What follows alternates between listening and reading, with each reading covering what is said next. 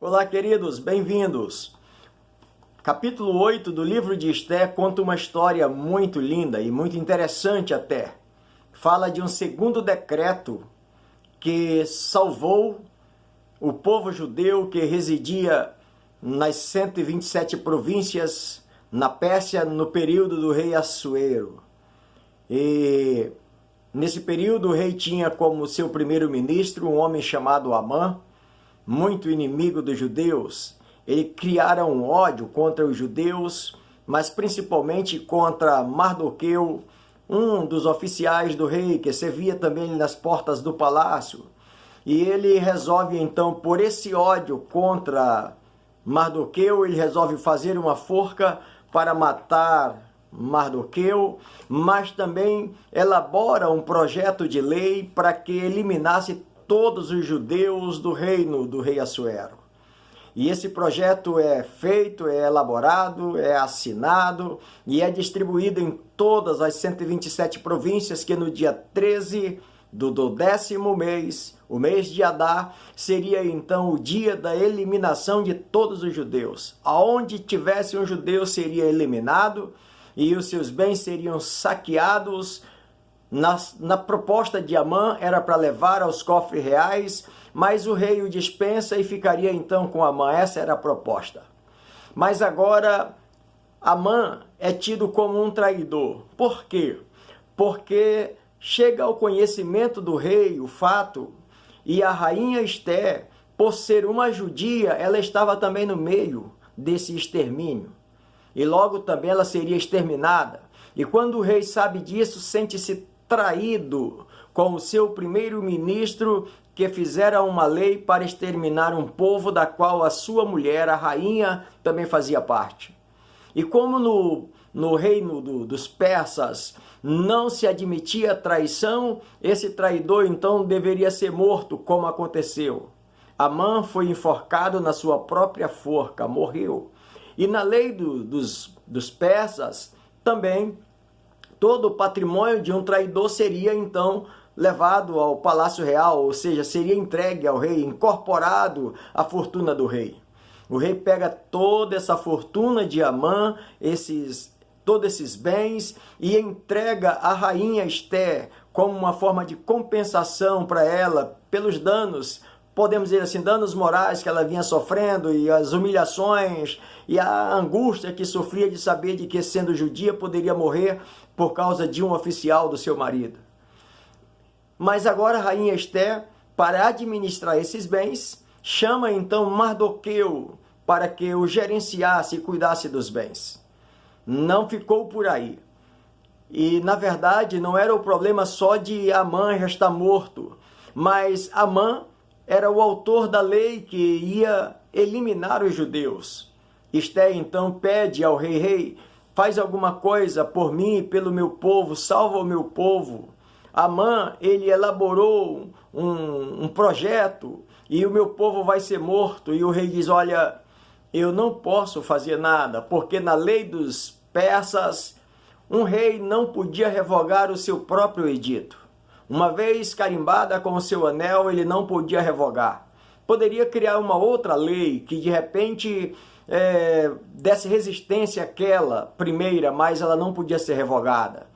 Mas veja como é que Deus trabalha, mesmo a gente sabendo de que no livro de Esté não aparece a palavra Deus, mas Deus estava trabalhando. Amã é morto e agora quem vem para o lugar de Amã para reinar, ou seja, para fazer o papel de um primeiro-ministro, é Mardoqueu. Quem é Mardoqueu? Um judeu, homem, servo, temente a Deus. E cumpre-se então a palavra de Deus, que quando o ímpio governa, o povo sofre. Mas quando o justo governa, a alegria e a paz. Amã tinha feito um projeto de lei que, quando foi espalhado em todas as 127 províncias, havia tristeza e angústia no coração de muita gente, porque os judeus que ali estavam tinham amigos também, e os amigos ficaram muito contristados por causa disso. Mas agora não, agora é diferente. Agora é Mardoqueu, um homem temente a Deus, que está como primeiro-ministro do rei.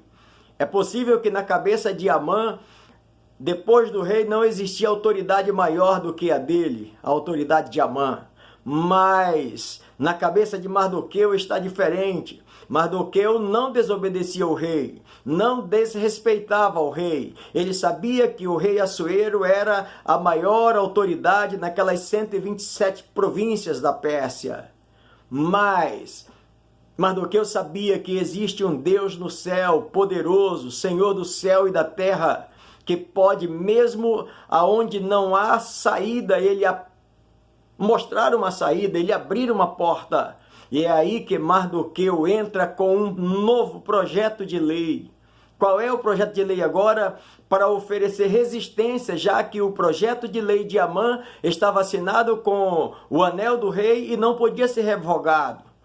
Mardoqueu não está se rebelando contra o rei, está fazendo um projeto e chamando o seu povo, espalhando esse projeto, alterando um pouquinho mais agora, porque entra também o hebraico aí, para que o seu povo pudesse ler, dizendo: no dia 13 do mês, do 12º mês, o mês de Adar, nesse dia todos nós, os judeus, nós vamos nos levantar. Existe um decreto de um inimigo nosso, já falecido, mas o decreto está aí, querendo acabar com a gente. Mas nós vamos nos levantar e vamos nos opor a esse projeto de lei maldito, projeto de lei de Amã, querendo eliminar nós, o povo de Deus, e nós vamos nos levantar e oferecer resistência a esse projeto, e nós não vamos nos entregar. A palavra de Deus diz que os judeus lutaram e prevaleceram. Eles eliminaram muito dos inimigos que se levantaram nesse dia ainda para querer fazer valer o primeiro projeto de lei que fora elaborado por Amã. E eles venceram, os judeus venceram. Venceram, irmãos, porque um homem de Deus se levanta com um projeto também de Deus, com revelação de Deus, iluminação de Deus, para que eles pudessem vencer. E ainda mais, muitos dos gentios que viviam naquelas 127 províncias se converteram ao judaísmo por causa do testemunho que eles viram, da fé, da coragem, da atuação dos judeus, de lutar pelos seus direitos, até possível sacrificando a vida, mas eles estavam lá. E muitos se converteram ao judaísmo. Eu finalizo para você dizendo uma coisa, pegando um texto do Novo Testamento para a gente juntar a essa história linda, que Paulo escreve na sua carta aos Romanos, no capítulo 6 e no verso 23, dizendo que o salário do pecado é a morte, mas o dom gratuito de Deus é a vida eterna em Cristo Jesus, o nosso Senhor. Assim como um projeto de lei de Amã mostrava a destruição total dos judeus, um projeto de lei de Mardoqueu trouxe paz e trouxe liberdade ao povo de Israel, ao povo judeu, trouxe esperança. No livro de Romanos, como falamos, o salário do pecado é a morte. Quem vive no pecado, a sentença é morte eterna. Mas quem aceita a graça de Cristo Jesus através do Calvário, tem vida eterna em si mesmo. Que Deus te abençoe e que você faça essa escolha hoje. Aceite essa graça de Cristo Jesus e que você tenha vida eterna. É isso que nós oramos e desejamos para você em nome de Jesus. Até o próximo, se Deus quiser.